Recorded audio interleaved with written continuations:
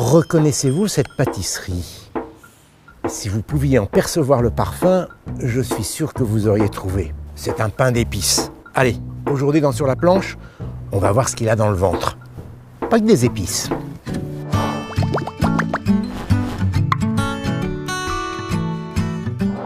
Mais d'abord, un peu d'histoire et de géographie. J'aime bien raconter d'où viennent les aliments que nous consommons. Souvent, je me régale. Et vous aussi, j'espère. Le pain d'épices viendrait de Chine.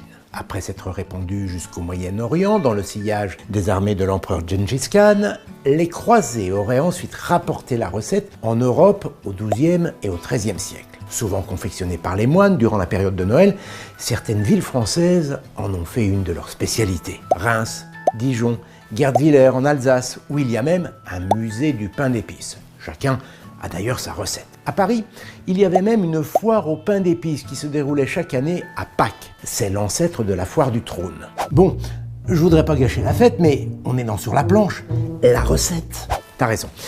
Dans un pain d'épices, il y a des épices, bien sûr, mais pas que. Direction la cuisine. Je l'ai dit, chacun a sa manière de confectionner le pain d'épices. Aussi, je vais faire au plus simple et tâcher de contenter tout le monde. Il faut de la farine de blé. À Reims, on utilise aussi de la farine de seigle, de la levure chimique, de l'eau, du sucre, un zeste de citron, un peu de beurre, mais ce n'est pas obligatoire. En Alsace, on utilise aussi des œufs. Et puis, bien sûr, il faut des épices. Traditionnellement, 4 épices que les palais les plus fins peuvent deviner. De la cannelle, de la badiane ou anis étoilé, du gingembre et des clous de girofle. Mais c'est pas ça le clou du spectacle. Évidemment, non. On dit pain d'épices, mais l'ingrédient qui fait tout, c'est le miel. J'adore le miel.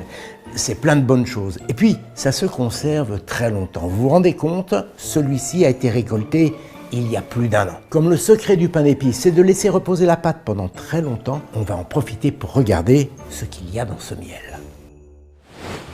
Le miel, vous le savez, est produit par des abeilles. Bon, ce ne sont pas elles qui le mettent en pot. Alors je ne reviens pas sur la manière dont elles procèdent. Oh bah si quand même, une petite piqûre de rappel. Bon, d'accord, mais dardard. Et c'est bien parce que c'est toi. Les abeilles produisent du miel à partir du nectar qu'elles récoltent sur les fleurs. Ces dernières sécrètent ce liquide dont les abeilles se nourrissent et à partir duquel elles font des réserves. Les abeilles aspirent le nectar, le stockent dans leur jabot, puis retournent à la ruche où d'autres abeilles le récupèrent, l'ingurgitent à leur tour avant de le déverser dans des alvéoles. De fil en aiguille, le nectar se transforme en miel qui à l'origine est là pour nourrir la colonie pendant l'hiver. Bon, je vous rassure, les apiculteurs qui prennent grand soin de leurs ruches en laissent suffisamment pour que les abeilles ne meurent pas de faim pendant la saison froide. L'être humain consomme du miel depuis au moins 9000 ans. À l'origine, c'était à la fois une gourmandise et un remède. Sur le papyrus d'Edwin Smith, c'est le nom d'un égyptologue qu'il a eu en sa possession durant quelques temps.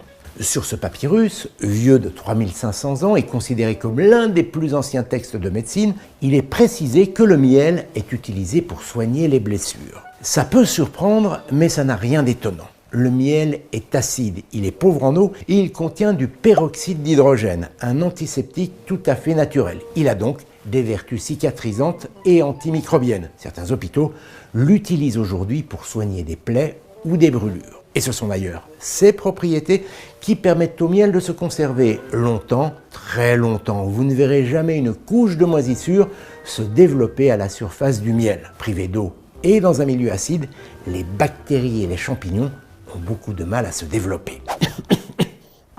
Tiens, tu devrais prendre un peu de miel. Il soulage certaines toux. D'abord parce qu'il tapisse et protège les muqueuses de la gorge, et ensuite parce qu'on l'a dit, il a des propriétés antiseptiques. Par contre, si vous en prenez le soir, c'est avant de vous brosser les dents. Le miel contient des glucides, du sucre si vous préférez, qui favorisent le développement des caries.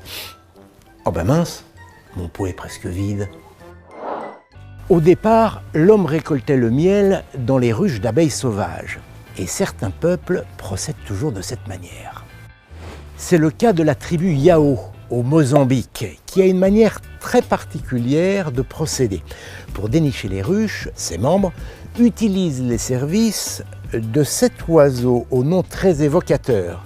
Il s'agit d'un grand indicateur. Depuis les airs, l'oiseau repère facilement les ruches dans les arbres et se pose à proximité. Les humains n'ont plus qu'à grimper, ils chassent les abeilles, récupèrent le miel et les oiseaux la cire. Le problème, c'est qu'en procédant de cette manière, la colonie est à chaque fois dispersée et la ruche détruite. C'est pour cette raison que l'homme élève des abeilles domestiques dans des ruches d'où on peut extraire le miel sans dommage. Heureusement, j'ai du stock. Il a quand même une drôle de tête, celui-là. T'as vu la tienne? Mais non, je parle de la couleur. T'inquiète, la couleur du miel n'a strictement rien à voir avec son évolution dans le temps. Elle est liée aux pigments qui se trouvent dans le nectar des fleurs que les abeilles butinent. Ce ne sont pas les mêmes d'une essence à l'autre. Le miel de lavande, par exemple, est plutôt clair, laiteux, presque blanc. Celui d'acacia est jaune pâle. Celui de sapin tire sur l'orangé, alors que celui de châtaignier est carrément brun. L'origine du nectar joue aussi sur la consistance du miel. Suivant les essences, les nectars n'ont pas la même composition en sucre. Or, c'est l'équilibre en glucose et en fructose, les deux sucres que l'on trouve à l'intérieur, qui détermine la vitesse à laquelle le miel va cristalliser. Un miel contenant beaucoup de fructose, comme celui d'acacia, reste liquide pendant longtemps. A l'inverse, un miel riche en glucose, comme le miel de colza, cristallise très rapidement. Celui-ci a été récolté il y a quelques mois seulement et on voit déjà les petits cristaux de sucre. Attention, ça n'a rien à voir avec la qualité du miel. Tous ces miels n'ont pas non plus les mêmes goûts puisqu'ils sont réalisés à partir de différents nectars. Personnellement, c'est le miel de châtaignier que je préfère. Et vous, quel est votre miel favori? Dites-le moi en commentaire. Bah, qu'est-ce que tu fais? Je me suis coupé. Et alors? J'ai lu dans l'encyclopédie Diderot que le pain d'épices pouvait être utilisé comme cataplasme en chirurgie. Je me demande s'il ne devrait pas consulter. Allez, un bon conseil, le pain d'épices. Mangez-le, c'est délicieux et c'est bon pour le moral. À bientôt les épicurieuses et les épicurieux. Et pour continuer de vous régaler, abonnez-vous et activez la petite cloche. Tiens, du peroxyde d'hydrogène, ça va pas?